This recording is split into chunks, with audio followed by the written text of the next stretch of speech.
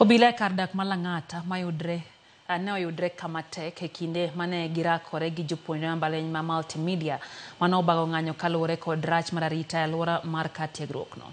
Nochuno obila mondo omi oti kod iro malungo wang' mar gawo jopuonjrego mane dwa ng'eyo kaka jopuonjre moro nyo okwany ka otho e apaya makalo e dho kar tiegruokno.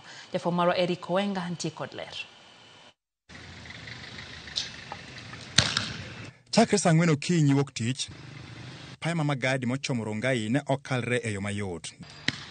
Obila gi jopuonjre ma mbalariany ma multimedia ne pimore teko kendo ne en kedo matek. Obila kaka pile ne tiyo kod iro malungo wang' ka jopuonjre to nomako kite kendo ne gikworo ne obila.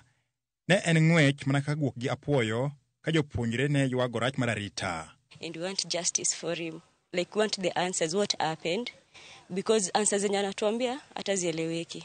Tuliambiwa ni hit and run, but when we went to the scene, hakuwa na damu. So, is either he was killed somewhere, speculation, then akadropiwa hapo. There was no blood at all.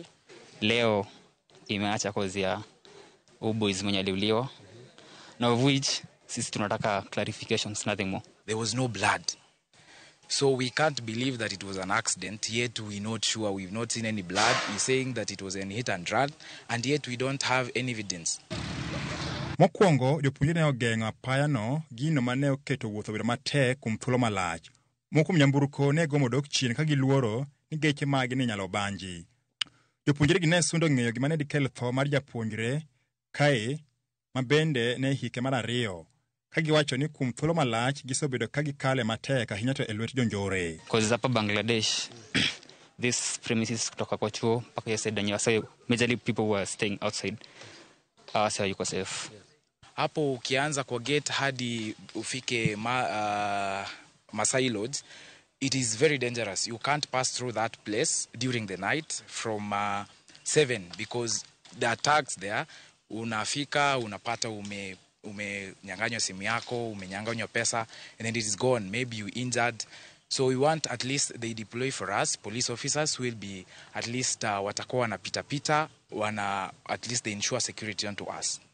Kata kamano, tendo obila malang'ata ne okwedo weche mag jopuonjre ni arita rach, kowacho ni gima ne okelo tho mar japuonjre ma ong'ere kaka Lamek Mwangi ne en masira mar apaya. But then, jana, early in the morning, around 4, kulikuwa na accident, a hit and run. Pale kwa ule mlima pale. It involved a student, a second-year student. It was attended to. Unfortunately, the student had succumbed. Our students, most of the time wanangojea kitu kidogo tu, it triggers them wakuje kufunga barabara. Kuom thuolo malach, chenro ne ochung' duto e mbalarianyno kendo jopuonjrego ne oketho nyaka moko kuom mwandu mag skul ka gisiemo kata tend mbalarianyno kuom koso winjo kwayo margi kinde ka kinde. Dwaro mar obila maduong' kinde no ne en tamo jopuonjrego chopo e apaya kama ne giikore mar loro ne geche. Kuom thuolo ma seche auchiel mokalo, weg nyamburko e apaya ma Magadi ka anoyudre kama tek mokalo tok jopuonjre ma mbalariany ma multimedia kod obila rakre mokalo kinde ng'anyo. Eric Owenga, Ramogi TV.